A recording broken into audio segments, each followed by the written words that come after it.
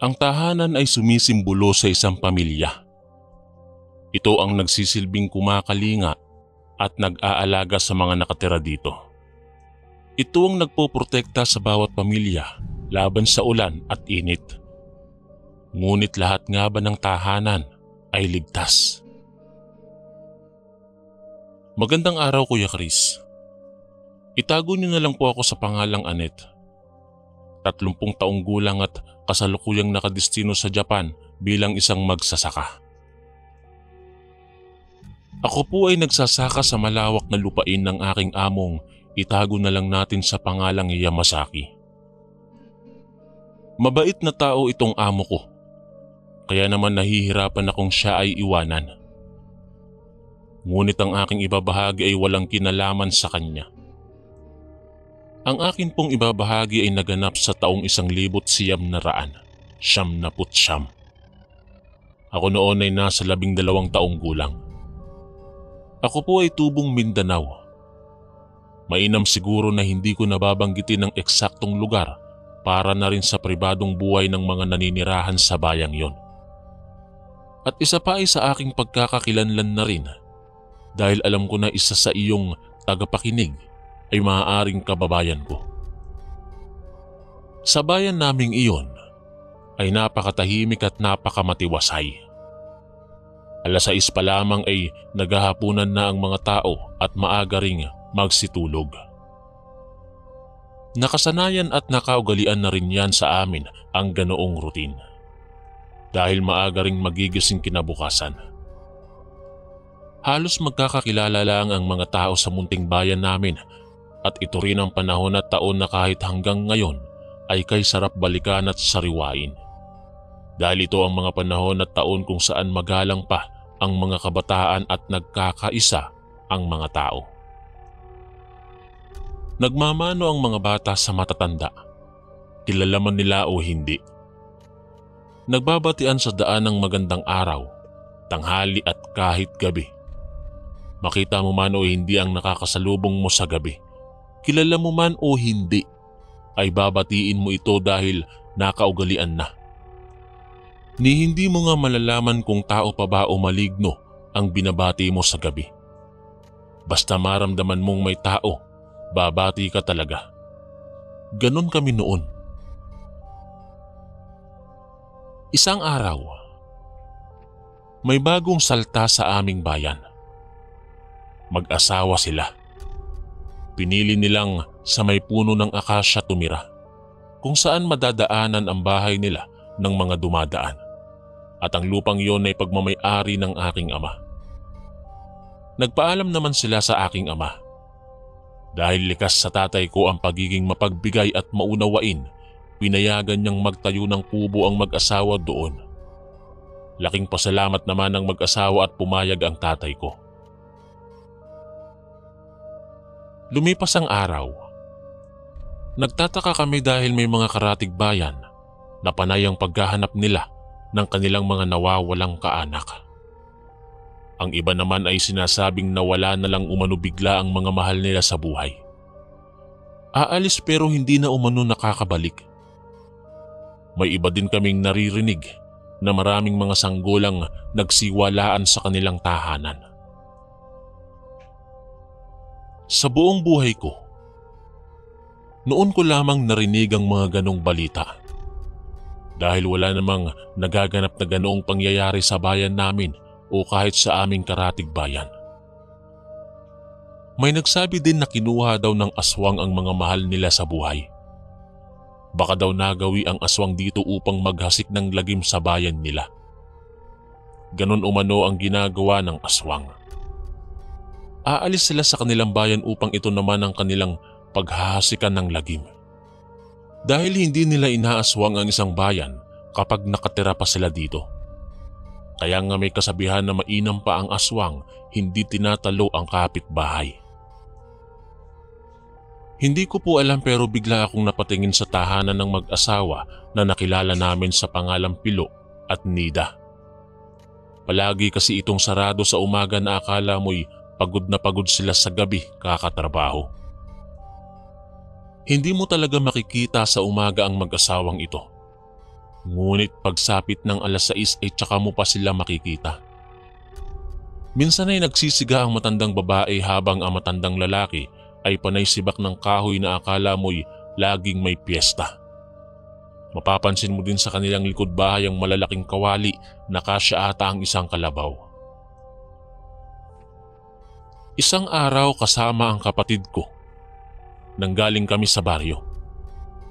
Nagwika siya sa akin na nauuhaw na talaga siya at makikiinom muna kami. Nung tumapat kami sa bahay nung mag-asawa, ay kumatok siya. Nagbukas naman ang pinto at bumungad sa amin ang mukha ng matandang babae. Sabi ng ate ko ay kung maaari ba kaming makainom. Kaya sabi niya ay maghintay lamang kami at kukuha siya ng tubig.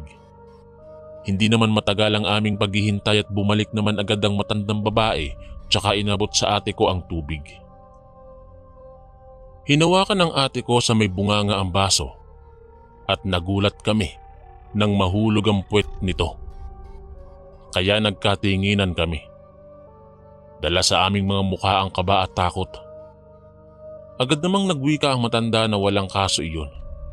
Baka umano may lamat na ang baso kaya nabasag, kaya wag umano kaming mabahala. Pero ang totoo, Kuya Chris, hindi naman dahil nakabasag kami kaya kami kinabahan, kundi dahil sa pagkalaglag ng puwet ng baso. Itinuro kasi sa amin ng aming mga magulang na kapag makikiinom kami sa ibang bahay, kilalaman namin o hindi, ay wag naming hawakan sa puwet ang baso. Doon namin hawakan sa may bunganga. Dahil kapag nalaglag ang puwet nito, ibig sabihin may lason o orasyon ng tubig. Hindi naman kaya ay hindi tao ang nakatira sa bahay. Nagwika siyang kukuhang muli. Pero bago siya pumasok ay nahagip ng aming mata ang batang nakatali na tila ba humihingi sa amin ng tulong. Agad naming binawi ang tingin namin at sinabing hayaan na lang at kami ay nagmamadali. Dahil kanina pa kami inutusan ng aming ama na bumili ng asin at suka. Lumingon naman siya sa amin, dala ang kanyang matalim na tingin. Nagbago lamang ang kanyang ekspresyon nang tinawag kami ng aming ama. Sinundo pala niya kami dahil madilim na at wala pa kami. Kinabahan umano ang aming ina, lalo na't napapabalita ang mga nawawalang bata sa kabilang bayan. Magalang kaming nagpasalamat sa kanya at dali-daling lumapit sa aming ama. Napalingon pa kaming bahagya sa kanya at ngumiti. Umakyat sa katawan namin ng kilabot nang makita ang mga tingin niyang nakakakilabot. Hindi muna kami nagsalita dahil ika nga nila, malinaw ang pandinig ng aswang. Kahit bulong mo ay maririnig nila. Nang malayo na kami sa bahay nila, tsaka namin sinabi kay ama na may nakita kaming bata sa loob ng bahay ni Aling Nita. Nakatali ito at may piring ang mata at busal ang bibig. Tinanong muna kami ni ama kung totoo ba ang sinabi namin, dahil masama ang magbintang ng walang katotohanan. Pinanindigan namin ang kapatid ko na totoo ang nakita namin. Dahil hindi agad na isara ng matanda ang pinto nila. At sinabi din ng kapatid ko na nakita niya si Mang Pilo na naghahasa ng kanyang pinuti. Iyon ang tawag sa mahabang itak dito sa amin, o di naman kaya ay binangon. Ang itsura noon ay may isang dipa ang haba. At nasabi ko rin na nakikiinom kami. Ngunit paghawak ko sa bibig ng baso, nahulog ang puwet nito. At nang kukuha na si Aling Nida ng panibagong tubig, ay nakaamoy ako ng masangsang na amoy sa loob ng bahay nila. Sinabi namin sa aming ama na iligtas namin ang bata. Kaya naman agad tinipon ni ama ang mga tao sa purok namin. Hindi pa uso ang cellphone noon, kung mayroon man masyado pang mabigat sa bulsa. Kaya naman wala kaming pangkoneksyon sa Karatig Bayan. Pero wala kaming kaalam-alam na kumikilos na rin pala ang mga Karatig Bayan at barangay. Dala ang mga sulo o gasera ay tinungo nila ang bahay ng mag-asawang aswang. Ngunit nagulat kami na pagdating namin doon ay nauna na ang mga taga-ibang barangay sa amin sa bahay nila Aling Nida. Panay ang kanilang sigaw ngunit walang lumalabas.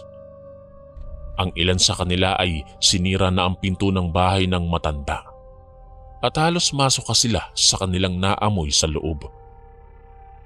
Napakasangsang ng amoy na hindi halos tanggapin ng sikmura mo. Sa pinto ka pa lang ay iluluwa mo ang lahat ng kinain mo. Pati bituka mo ay pwede mo nang maisuka sa sobrang sama ng amoy. Ngunit nagawa pa rin nilang pumasok at hindi sila makapaniwala sa kanilang mga nakita. Mga bungo ng tila mga sanggol. Higit kumulang 100 ng mga buto na naroroon. Maririnig mo ang panaghoy ng mga ina nang makita ang mga bungo ng bata. Ang kanilang kubo ay malansa dahil sa mga dugo na nagkalat. Marami ding mga nakakabit na mga lamang loob na hindi mo malaman kung sa tao ba o hayop. Umikot sila sa likod at doon makikita mo ang mga malalaking kawali. Sa buong buhay ko noon lamang ako nakakita ng ganitong pangyayari. Habang abala sila ay naalala ko ang bata. Kaya sinabi sa ama ko ang tungkol sa bata. Kaya agad na hinanap nila ama ang bata. Sa likod ay may isa pang kubo. Marahil ito ay bodega. Tinungo nila iyon at nakita nila ang bata na nakabusal. Pero hindi ito ang batang nakita namin. Natakot siya sa amin kaya sinabi ng ama ko na ligtas na siya. Sobrang baho, Kuya Chris, sa paligid. Kaya lumabas na kami sa kubong yun. Ayon pa sa bata, 2 sila kanina. Pero hindi niya alam kung saan na dinala ang isa. Nagpasya kaming sunugin ang bahay nila. Ito'y palatandaan na pinapakita sa mga impakto na hindi sila magwawagi. Walang nakakaalam kung nasaan ang 2 matanda. Marahil nasa ibang lugar na naman. Magtatayo ng kubo at mananalansa ng ibang barangay. At sa baryo namin ay pinaghandaan na namin ang kanilang pagbabalik kung sakaling nais nilang gumanti. Ngunit hindi pa rin tinitigilan ng mga tao ang paghahanap sa 2 aswang na mag-asawa. Isang sigaw ng bata ang narinig namin sa bandang kakahuyan. Kung kaya't dali-daling tumakbo ang taong bayan patungo doon, dala ang kanilang mga sulo at mga sibat. Pati kami ay nakiusyoso at sumunod na rin sa mga tao. Pagdating namin doon, ay kitang-kita namin ang mag-asawang walang habas na nakakaladkad ang isang bata papalayo. Agad umaksyon ang taong bayan at pinaligiran ang mag-asawa. Gulat na gulat kami nang biglang nagbago ng anyo ang mag-asawa at naging mga halimaw ito. Takot akong napatakbo sa isang puno upang magtago. Umangil ang mag-asawa habang hawak ang bata. Ngunit hindi nagpatalo ang taong bayan. Naghintay sila ng tiyempo at noong akmang pasugod ang isang aswang, ay pinalo ito mula sa likod ng isang kahoy at ito ay humandusay sa lupa. Nagkaroon ng pagkakataon ng bata, kaya agad itong tumakbo mula sa nagtatago sa isang puno na isang mama. Agad niyang hinatak ito at inilayo ang bata palayo sa aswang.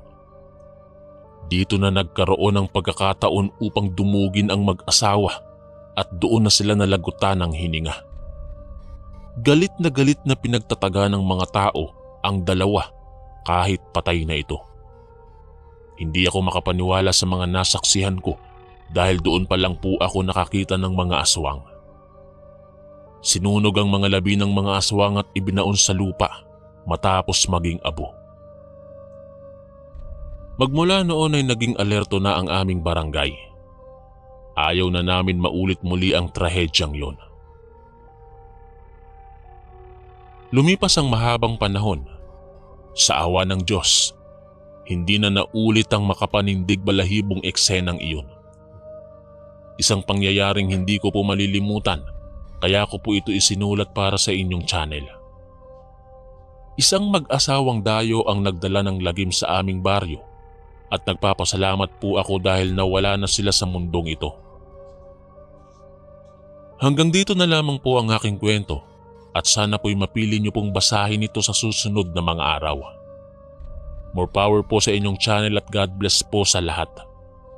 Lubos na gumagalang ang inyong kaistorya, Annette.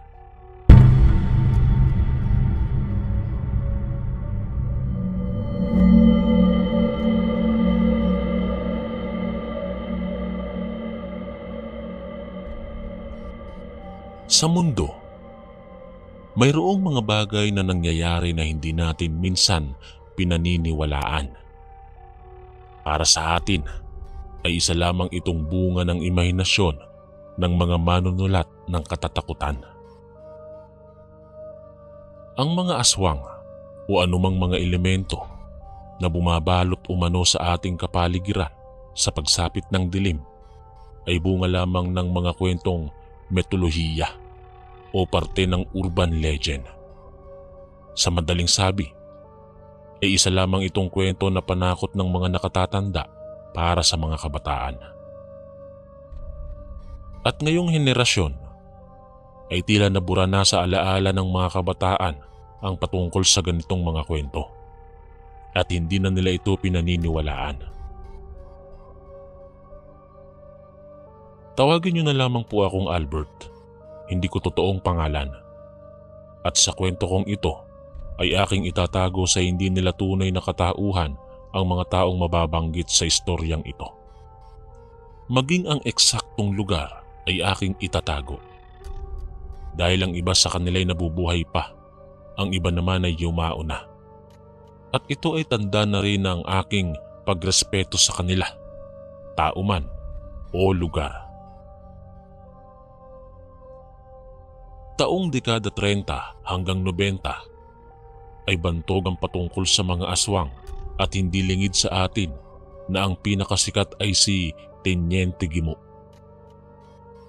Ngunit ang istoryang ito ay hindi patungkol sa kanila. Tungkol ito sa aking tiyuhin na papangalanan ko na lamang na Robert. Isang sikat na basketballista si Tiyo sa aming lugar noon. Kami ay tubong Mindanao, ngunit orihinal na taga Visayas, sa Iloilo. Ang aking tiyo ay napakagandang lalaki, sa taas na 6 na talampakan. At mas lalo itong gumagandang lalaki dahil na rin sa may lahi silang Espanyol. Ang aking lolo na kanilang ama ay isang purong Espanyol at ang aking lola ay isang Pilipinang tubong Iloilo. Kaya naman sa kanilang magkakapatid, ang tiyo naming ito ang isa sa may malakas na karisma sa kababaihan. Gawa ng siya ay manlalaro ng basketball. Mahiyain din pagdating sa babae.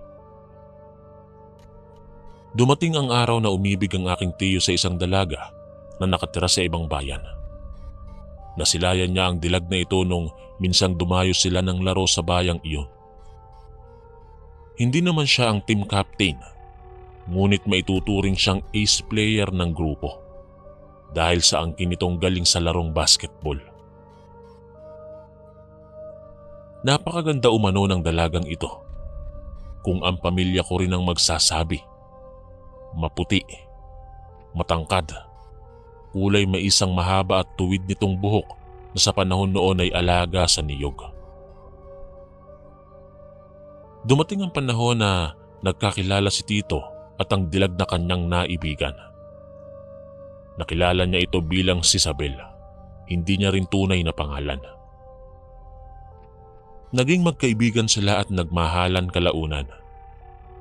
Inimbitahan ng dilagang tiyo ko na magtungo sa kanilang bayan dahil umano nais makilala ng kanyang ama ang aking tiyuhin.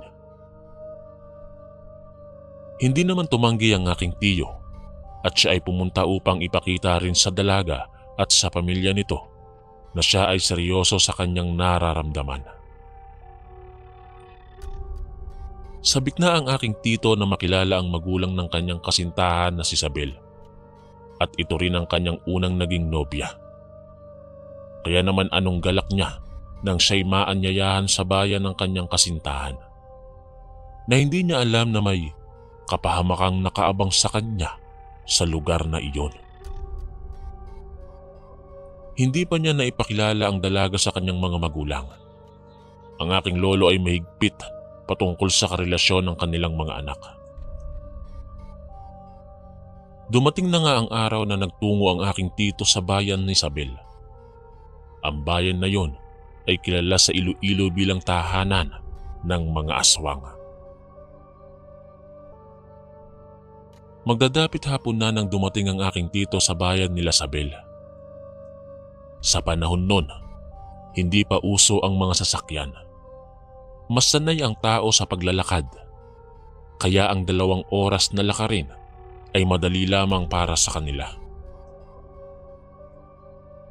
Mula sa bayan nila Tito, ay 2 oras pa ang lalakbayin mo papunta sa bayan nila Isabel. Wala kasing masyadong bus na dumadaan sa bayan na ito kapag alanganin na ang oras. Nang marating niya ang bayang yun, ay nabungaran agad niya si Isabel sa may pinto ng bahay nila, na tila ba inaasahan talaga nito ang kanyang pagdating. Nakangiti namang sinalubong siya ng pamilya ni Isabel. Mababakas mo sa mga mukha ng mga ito ang labis na galak at tuwa. Naisip pa nga ng tito ko na baka natutuwa sila gawa ng madalang lang may mapadpad sa lugar na to na magandang lalaki. Inaya na siya ng pamilya ni Isabel na pumasok sa loob. Masaya naman ang tito ko dahil ramdam niya ang pagtanggap ng magulang ni Isabel. Napaisip pa siyang sana ganito rin ang pagtanggap ng kanyang pamilya kay Isabel. Maganda ang bahay nila Isabel, ngunit kakaiba ang amoy na tila ba masangsang na dugo at mga patay na hayop. Napansin siguro ng ama ni Isabel na tila naduduwal na siya. Kaya sinabi nito na nag-ihaw sila ng hayop kaya ganun na lamang ang sangsang ng amoy. Pinagwalang bahala na lamang ni Tiyo at masayang nakipag-usap sa kanila. Nang sumapit ang gabi, ay nag-ayayaan na silang kumain.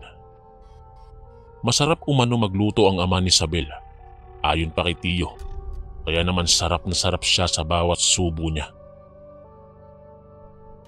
Nang matapos silang kumain ay nagkayayaan munang magkwentuhan sila kasama ang magulang ni Isabel. Mahaba din ang kanilang naging usapan.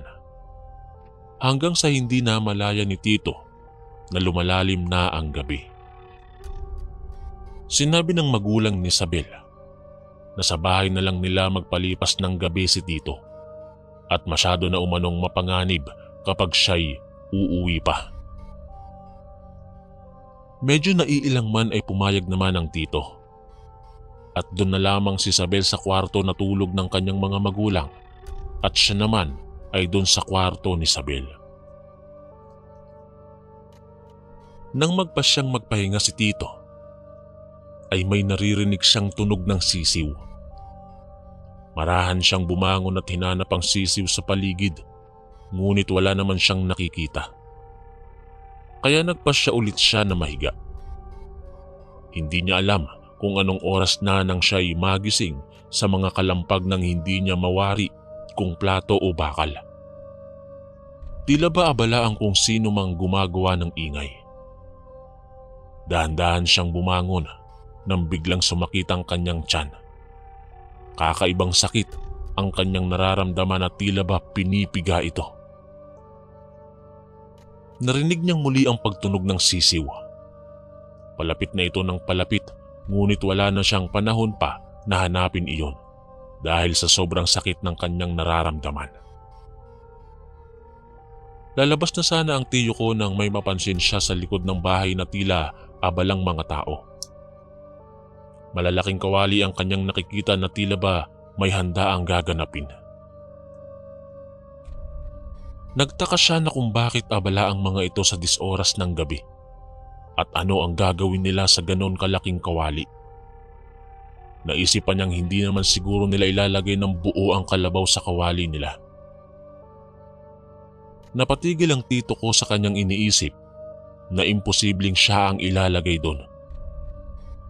Sumilip siya ng bahagya sa bintana at pinanood ang dalawang matanda na naghahalo sa kawali. Nangilabot pa siya nang tumitig sa bintana ng kwarto ni Isabel ang mag-asawa. Tsaka parang mga demonyong nakangiti. Hindi na nagdalawang isip si Tiyo na kahit masakit ang kanyang tiyan ay pinilit niyang makaalis. Nagimbal pa ang kanyang buong pagkatao nang makita si Isabel sa kwarto ng magulang na nagpapahid ng langis at nag-iiba ang muka. Dali-daling lumabas si Tito at kumaripas ng takbo na tila ba wala ng bukas. Sa kabilang bahagi naman ay natatanaw niya ang mga kanayon ni Isabel na tila nagdadasal. Halos pagapang siyang lumayo sa lugar na yon at tinahak ang pilapil ng walang lingon-lingon. Napahinto lamang siya nang makita si Isabel na nakatayo sa harap niya. Dala ang nakakatakot nitong muka. Tumutulo pa ang laway nito habang nakatingin sa kanya. Iniisip ng tito ko na katapusan na ng buhay niya. Wala siyang ibang inisip kundi ang pamilya na hindi man lang malalaman kung saan siya hahagilapin kung sakali. Napapikit siya nang lumapit si Isabel. Nagpapaling-paling pa ang ulo nito habang sinisipat siya ng tingin. Naluluha na lang ang tito ko nang malaman niyang kuta pala ng mga aswang ang kanyang napuntahan. Nagulat ang tito ko nang maramdamang tila may pinapahid sa kanya si Isabel. Muntik na siyang masuka nang pinapahid nito ang laway niya sa katawan ng tito ko. Ayon kay Isabel, niyanggaw ng mga magulang niya ang tito ko at tinaniman ng sisiw sa tiyan. Sinabi ni Isabel na agad na magtungo kay Tata Dodong, ang sikat na albularyo noon sa Iloilo, at ipagamot ang yanggaw niya. At ang laway niya ay ang paraan para hindi siya maamoy ng kauri ni Isabel. Sinabi ni Isabel na magtungo siya sa kalsada at may daraang bus pabalik sa alim mo dyan. Kaya kumaripas ng takbo ang tito ko dahil naririnig na niya ang alulong ng mga aswang dahil nalaman na siya ay nakawala.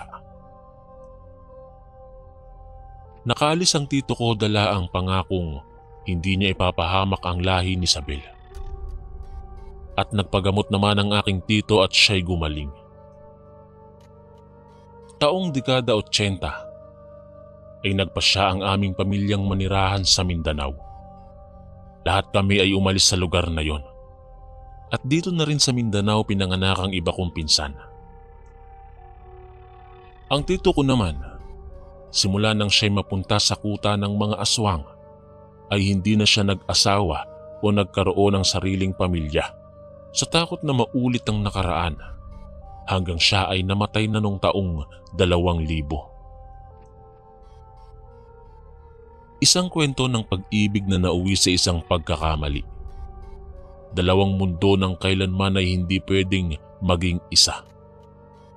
Isang karanasan na naikwento ng aking tito na minsan siyang muntik ng mabiktima sa kuta ng mga aswang. Hanggang dito na lamang po ang aking kwento. Maraming salamat po.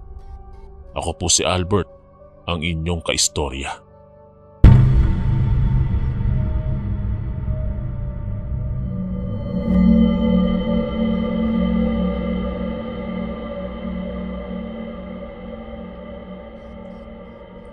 Magandang umaga po Kuya Chris at sa lahat ng tagapakinig ng inyong programa. Nais ko rin pong magbahagi ng aking kwento na nangyari sa aking pamangkin 15 taon na ang nakalilipas. Ako po si Mayang, 60 taong gulang at nakatira dito sa Alegria, Cebu. 5 po kaming magkakapatid. At ang bunso po naming kapatid na si Nelia ay sa Maynila na nakapagtrabaho at nagkapamilya. Mayroon po siyang 3 anak na pawang mga babae at mga teenager na lahat. Ang asawa naman po niya ay nasa abroad at nagtatrabaho sa isang cruise ship. Nakatanggap ako ng tawag mula kay Nelia na nais niyang magbakasyon dito sa amin sa Cebu sa buwan ng Mayo. Isa po kasing guro ang aking bunsong kapatid at nais niyang sa buwan ng Mayo umuwi sa amin dahil tapos na po ang klase ng kanyang mga anak at maging siya ay nakabakasyon na sa paaralan. At ang isa pa na pakay niya sa pagbabakasyon dito ay upang tuparin ang kanyang panata na magpunta sa simbahan ng Birhen ng Regla na matatagpuan sa Upon, Mactan. Excited na po kaming lahat na magkita-kitang magkakapatid. Ang iba ko pang mga kapatid ay narito rin sa Cebu, ngunit nakatira sila sa iba't ibang bayan. Ulilang lubos na po kami, kaya naman nais naming maging espesyal ang pagbabakasyon dito sa amin ng aming bunsong kapatid na ilang taon na rin na hindi namin nakakasama.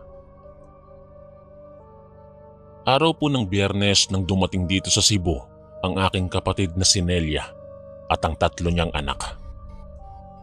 Tumuloy na muna sila sa isa naming kapatid na nasa Mandawi City dahil kung magsisimba sila sa Upon ay malayo na kung dito pa sila manggagaling sa amin sa bayan ng Alegria. Kami na lang ang dumayo sa Mandawi pagdating ng araw ng Sabado upang sama-sama kaming magsimba sa araw ng Linggo gaya ng aming napagkasunduan. Naging isang masayang reunion po ang nangyari nang magkita-kita kaming magkakapatid kasama ang kanya-kanya naming mga pamilya. At pagdating nga ng araw ng Linggo, ay maaga kaming gumayak. Nag-arkila kami ng 2 jeep upang sabay-sabay na kaming lahat. Ngunit ang pagsisimba po naming iyon sa Upon ay naging isang malaking bangungot na hindi namin sukat akalaing mangyayari sa aming pamilya. Nang makarating na kami sa bungad ng simbahan, ay sinalubong na kaagad kami ng mga tinderang nagtitinda ng iba't ibang mga medalyon at mga santo. Halos dumugin kami pagbaba namin sa jeep at kahit na tumanggi pa kami na hindi kami bibili ng mga medalyon, ay pilit pa rin nila itong ikakabit sa aming damit sa pamamagitan ng pardible na nakakabit sa medalyon. Ang iba kong kapatid ay napilitang bumili upang tumigil na ang mga tindera na ubod ng kulit. Ngunit nagulat kami at napalingon lahat nang biglang sumigaw ang pangalawang anak ni Nelia na si Agnes.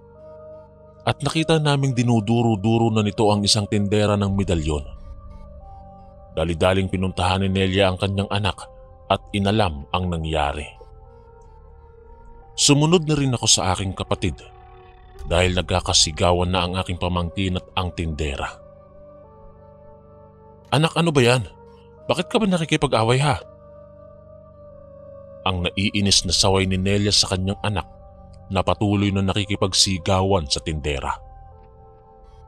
"Eto kasing gagang to eh. Sinabi ko nang ayaw kong bumili. Ikinabit pa rin sa akin tong medalyon. Natusok tuloy ako ng pardible." Pasigaw na sagot ni Agnes sa kanyang ina. "Ang suplada mo naman, Ineng. Nagsorry na nga ako, di ba? Pero minura-mura mo pa rin ako." Ang sabi naman ng tindera sa pamangkin ko. Nagkumpulan na kaming magkakamag-anak dahil tumindi na ang bangayan ng pamangkin kong si Agnes at ng tindera. Galit na sinaway ni Nelia ang kanyang anak, ngunit ayaw pa rin itong tumigil, kaya naman napilitan na kaming pagsabihan ng aming pamangkin at humingi kami ng paumanhin sa tindera. Huminaho naman ng tindera, Kuya Chris, habang ang pamangkin ko ay patuloy sa pagsigaw at galit na galit. Ngunit bago po umalis ang tindera, ay nag-iwan ito ng salita sa amin at sa aking pamangkin sa salitang Cebuano, na ang ibig sabihin kung isasalin sa wikang Tagalog ay huwag ka lang magsisisi, Day, dahil hindi ka na talaga makakasigaw. Bigla po akong kinabahan sa sinabi ng tindera at nagkatinginan kami ng mga kapatid ko. Nakakanerbiyos po ang sinabi niya dahil kilala po ang lugar na iyon na maraming mga barangan at mga mangkukulam. Nilapitan ko ang tindera at muling humingi ng paumanhin para sa aking pamangkin. Ngunit nagulat na lang ako dahil mula sa aking likuran ay sumugod sa tindera ang pamangkin kong si Agnes at bigla niya itong sinabunutan at pinagsisisigawan. Wag mo akong tinatakot, bruha ka. Hindi ako natatakot sa'yo. At muli na naman pong nagkagulo. Hinila ng mga kapatid kong lalaki ang aking pamangkin upang bitawan nito ang buhok ng tindera. Naawa po ako sa tindera dahil halos mangiyak-ngiyak ito habang paalis sa aming harapan. Sa totoo lang po, Kuya Chris, ay sobrang nadismaya ako sa ipinakitang ugali ng aking pamangkin. Sa isip-isip ko po ay iba talaga akong laking Maynila.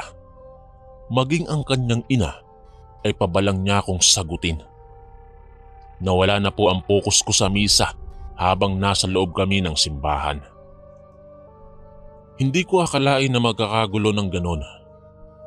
Maging si Nelia ay alam kong nadismaya sa ipinakitang ugali ng kanyang pangalawang anak. Pagkatapos naming magsimba ay nagtungo na kami sa jeep na aming inarkila. Nagulat kaming lahat dahil naroon ang tindera na inaway ni Agnes at may isa itong kasamang matandang babae na matalim ang pagkakatitig sa aming lahat. Dali-daling lumapit si Nelia sa tindera at muli itong humingi ng paumanhin para sa kanyang anak na si Agnes. Ngumiti lang ang tindera kay Nelia, ngunit hindi nito nilulubayan ng tingin si Agnes.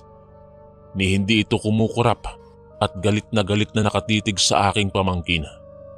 At sa puntong yun, ay hindi na naman nagpaagrabyado ang aking pamangkin.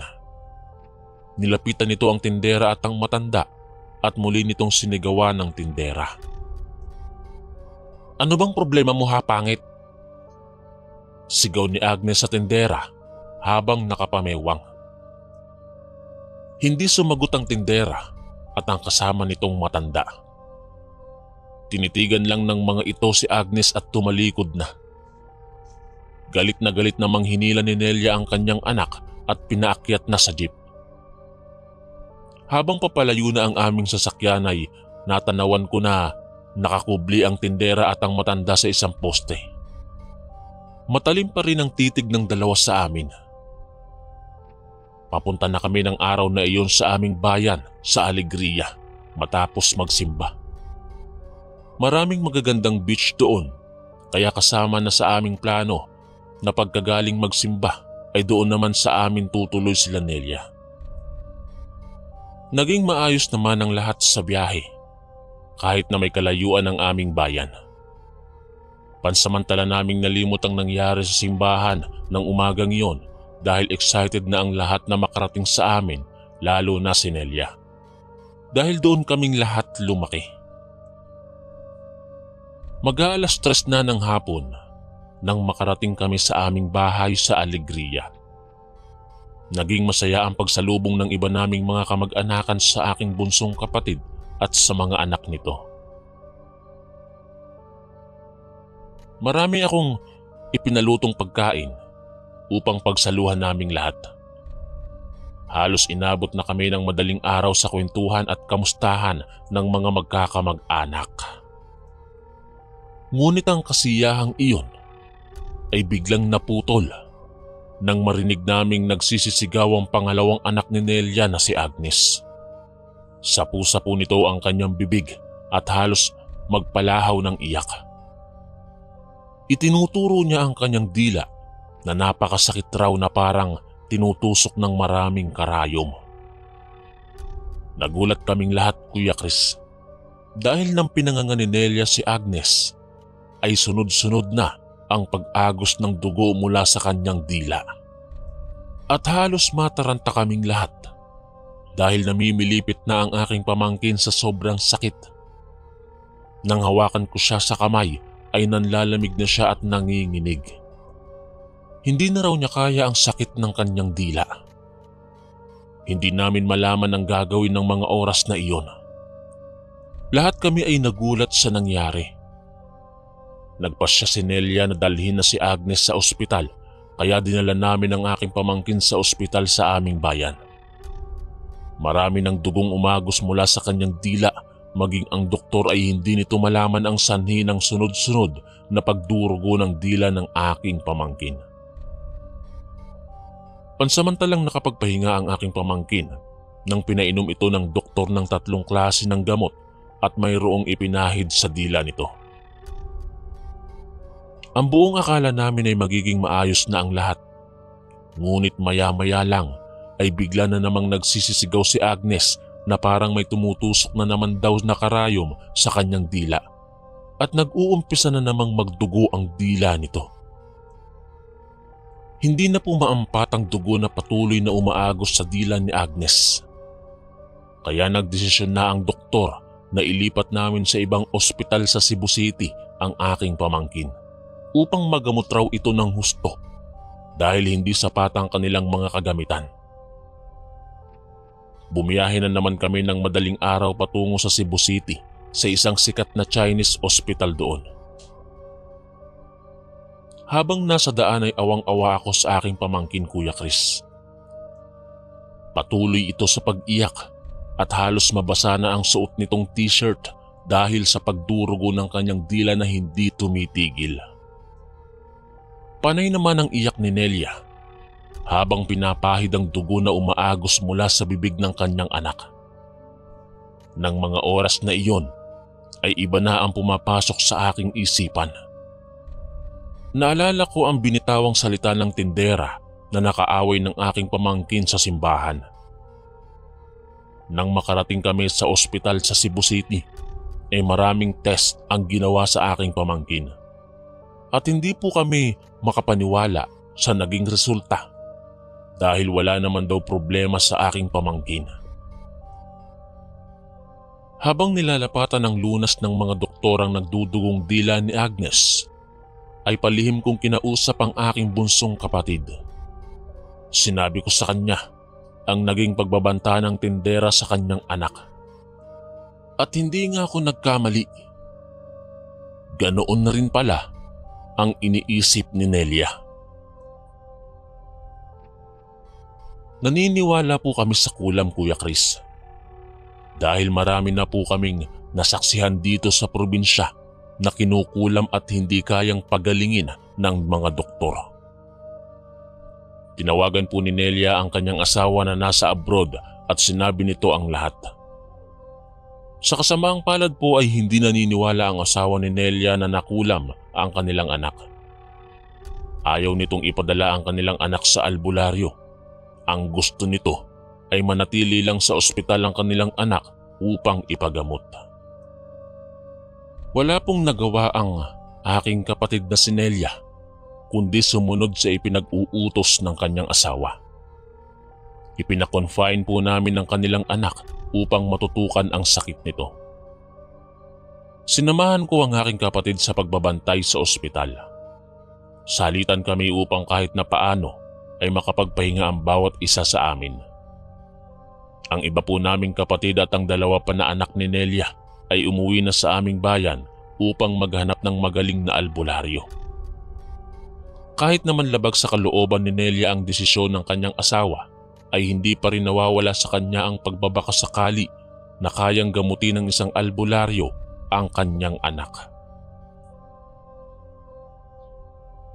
Habang nasa ospital po kami, Kuya Chris, ay naobserbahan naming 2 ni Nelia na may oras ang pagsakit at pagdurugo ng dila ni Agnes.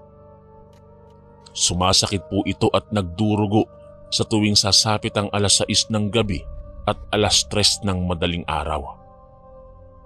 Sobrang pagpapahirap sa aking pamangkin ng mga ganoong oras dahil halos manginig na at hindi na maagapan ng mga doktor ang pagdurugo ng dila nito.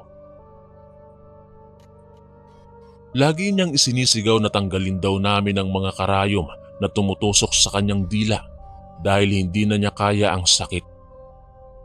Sa totoo lang po, ay wala naman kaming makitang karayom, maging ang mga doktor ay labis ding naguguluhan sa tuwing umaagos ng dire-diretso ang dugo mula sa dila ni Agnes. Nadudurog po ang aming puso, lalo na si Nelia, sa tuwing nakikita niya ang kalagayan ng kanyang pangalawang anak na naghihirap.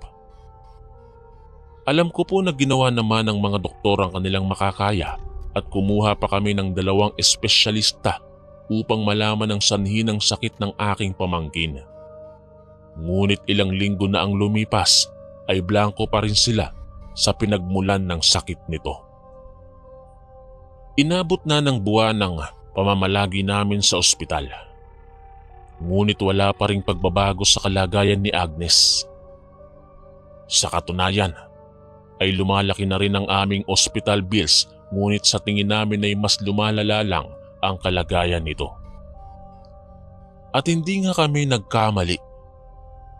Nagising na lang kami ni Nelia isang madaling araw nang umiiyak na naman si Agnes. Nagulat po kaming dalawa ng aking kapatid dahil lumaki ang labi ni Agnes at magang-maga ito. Para bang kinagat ito ng maraming bubuyog sa sobrang pamamaga at halos hindi na ito makapagsalita. Halos liparin ko ang nurse station upang tumawag ng doktor habang si Nelia naman ay natatarantang nilapitan ng kanyang anak na nagsisisigaw na naman sa sakit. Nang dumating po ang doktor at ang isang nurse, ay agad nilang tiningnan ang aking pamangkin. At nagulat kaming lahat ng pinangangan ng doktor ang aking pamangkin. Lumaki rin po ang kanyang dila at bumuka ito at nag-itsurang gulay ng broccoli na parang namumukadkad at nagnanana na ito at nag-uumpisa na namang magdugo. Gulat na gulat kaming lahat at halos mapailing na lang ang doktor na tumingin sa aking pamangkin. Inutusan po ng doktor ang nurse na tumawag ng 2 pang doktor upang matulungan siya sa kakaibang nangyayari sa aking pamangkin. Matagal po ang naging paggagamot sa kanya ng 3 doktor. Habang si Nelia naman ay tinawagan niya ang kanyang asawa at sinabi nito ang bagong nangyayari kay Agnes.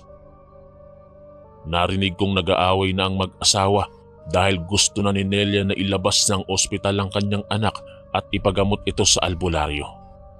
Ngunit matigas pa rin sa paninindigan ng kanyang asawa na manatili ito sa ospital. Wala na namang nagawa si Nelia sa kagustuhan ng kanyang asawa. Tanging pag-iyak na lamang ang kanyang nagawa. Mga ilang araw pa ang lumipas, ay malaki na ang ibinagsak ng katawan ng aking pamangkin. Halos butot balat na ito dahil hindi na ito nakakakain dahil nga sa sakit ng kanyang dila. Idinadaan na lamang sa tubo sa ilong ang kanyang liquid na pagkain. Hindi na po ako makatiis sa nangyayari. Kaya nagpaalam ako kay Nelia na hahanapin ko ang tindera na nakaaway ng aking pamangkin at muling makikiusap na patawarin na nito at pagalingin. Pumayag naman si Nelia at wala na akong inaksayang oras na puntahan ang simbahan ng Upon upang makausap ko ang tindera. Halos malibot ko na ang buong simbahan at nahilo na ako sa kakaikot, ngunit hindi ko na po nakita ang tindera na nakaaway ng aking pamangkin. Pinagtanong-tanong ko na rin sa ibang mga tindera doon kung may kilala ba silang tindera base sa deskripsyon na aking binigay. Ngunit wala po akong nakuhang malinaw na kasagutan. Bumalik po ako sa ospital na malungkot. Awang-awa na po ako sa naging kalagayan ng aking pamangkin. Nanlumo rin ang aking kapatid na si Nelia nang malaman niyang hindi ko nakita ang tindera na nakaaway ng kanyang anak at iyak na lamang po ng iyak ang aking kapatid at sinisisi niya ang kanyang sarili na sana raw ay hindi na lang sila nagbakasyon dito sa amin sa Cebu. Ilang araw pa ang lumipas ay ibinalita ng doktor ng aking pamangkin na ang sakit daw po ni Agnes ay kanser sa dila ayon daw po sa kanilang findings. Kailangan daw po na makemotherapy ang aking pamangkin upang maagapan ang kanyang sakit. Hindi po kami makapaniwala sa sinabi sa amin ng doktor. Napaka-imposible po kasi na magkaroon ng kanser ang aking pamangkin. Malusog po ang kanyang pangangatawan at nagkaganon lang naman siya nung may makaaway siya sa simbahan. Muling tinawagan ni Nelia ang kanyang asawa at hiningi nito ang opinyon nito kung ipapakemotherapy nila ang kanilang anak. At muling nasunod na naman ang kanyang asawa na ipakemo ang kanilang anak. Sa totoo lang po, ay ayaw sana ni Nelia na gawin iyon dahil alam niyang makakasira ang chemotherapy sa good cells ng kanyang anak. Ngunit kumapit na lamang siya sa patalim, gumaling lang ang kanilang anak. Ilang araw pa ay na-schedule na ang gagawing chemotherapy sa aking pamangkin. Subalit hindi po ito natuloy dahil bigla na lang pong itong nawalan ng malay. In-schedule na lamang po sa ibang araw ang gagawing chemotherapy dahil mahina pa raw ang katawan ng aking pamangkin. Nang araw din na yon, ay nagpaalam ang aking kapatid na siya naman daw ang aalis at magsisimba lang siya sa upon. Pumayag po ako dahil baka gusto niya ring hanapin ang tindera na nakaaway ng kanyang anak. Mga ilang oras din siyang hindi nakabalik at pagbalik niya ay nagulat ako sa kanyang sinabi. Ilalabas na raw niya ang kanyang anak sa ospital at dadalhin niya sa Siquijor at doon ipapagamot. Ayon sa kanya ay may nakausap siyang babae doon sa simbahan at ikinuwento niya na may hinahanap siyang tindera at ikinuwento niya ang lahat dito. Ayon daw po sa babae ay walang sakit ang kanyang anak at maliwanag na matindi ang ginawang pangungulam dito. Sinabi daw ng babae na kanyang nakausap na dalhin niya sa Siquijor ang kanyang anak dahil ang mga nangungulam daw doon ay matindi at magagaling din gumamot ng kontrakulam. Naging desperada na ang aking kapatid kaya naging sunod-sunuran na lang ako sa kanyang sinabi. Kinabukasan na inasikaso na niya na makalabas ang kanyang anak sa ospital at ako naman ay inutusan niyang kumuha ng 5 tiket sa eroplano papuntang Siquijor. Isinama po namin ang 2 naming pamangkin na lalaki upang umalalay sa amin. Hindi naging madali ang pagpapalabas ni Nelia sa ospital sa kanyang anak. Makailang beses daw siyang tinanong ng doktor kung sigurado na siya sa kanyang desisyon dahil masyado nang mahina ang katawan ng kanyang anak. Pinakancel na rin ni Nelia ang schedule na chemotherapy ng kanyang anak kaya pinapirma siya ng waiver na walang sagutin ng ospital kung anuman ang mangyari sa kanyang anak. Nang mga sandaling iyon, ay parang biglang tumapang ang aking bunsong kapatid. Ni hindi na ito tumawag at nagpaalam sa kanyang asawa na nasa abroad at sinuway na niya ang mga desisyon ng kanyang asawa. Ang pagpunta namin sa Siquijor ay suntok sa buwan dahil wala naman daw binanggit ang babaeng nakausap ni Nelia kung sino ang albularyo na hahanapin namin sa Siquijor. Magtanong-tanong lang daw kami pagdating doon at ituturo kami sa isang isla kung saan marami kaming makakausap na makakatulong sa amin. Mabuti na lamang po at madali naming natunto ng isla at nakakita kaagad kami ng isang albularyo na kilala roon at medyo napanatag na ang aking kalooban ng umpisahan niyang gamutin ang aking pamangkin.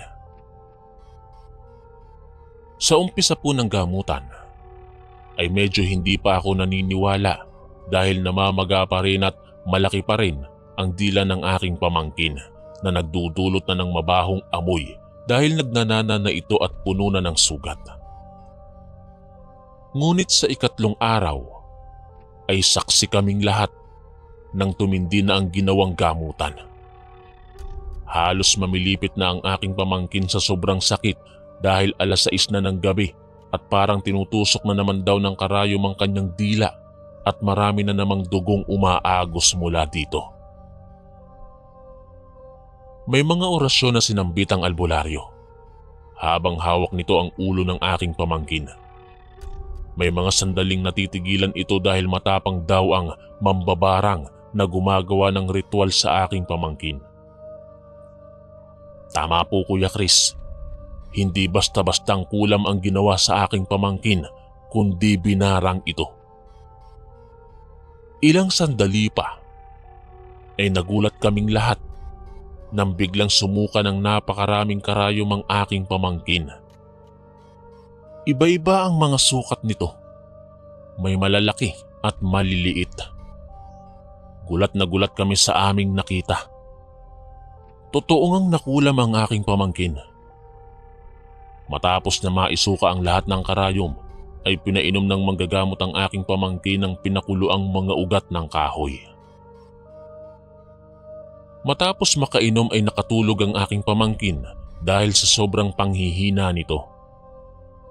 Hinayaan lang namin itong makapagpahinga upang makabawi ng lakas. At isang sorpresa po ang nangyari. Nang magising ang aking pamangkin, ay tinawag niya kami at nagulat kaming lahat dahil hindi na namamaga ang kanyang labi at bumalik na sa normal ang kanyang dila. Halos mapaiyak ang aking kapatid sa pasasalamat sa manggagamot na nagpagaling sa aking pamangkin. Malaking halaga ang ibinigay niya sa albularyo sa sobrang saya.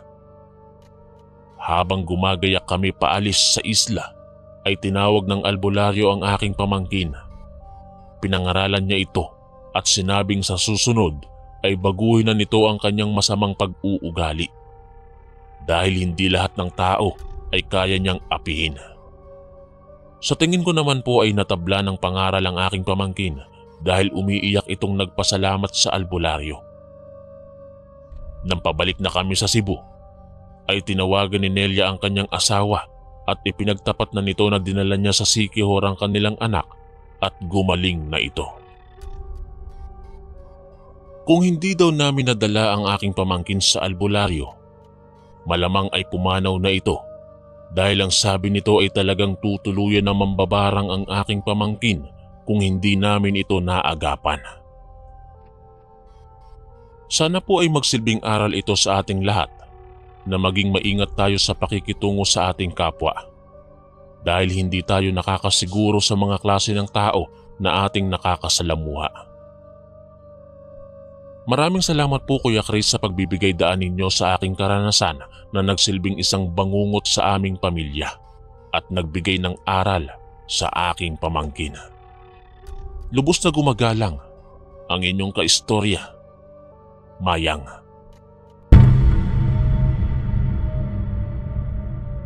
Maraming salamat po mga kaistorya sa pakikinig at kita-kits po ulit bukas para sa isa na namang nakakatakot na kwento. Ito po si Kuya Chris, ang inyong kaistorya. God bless po at ingat po lagi.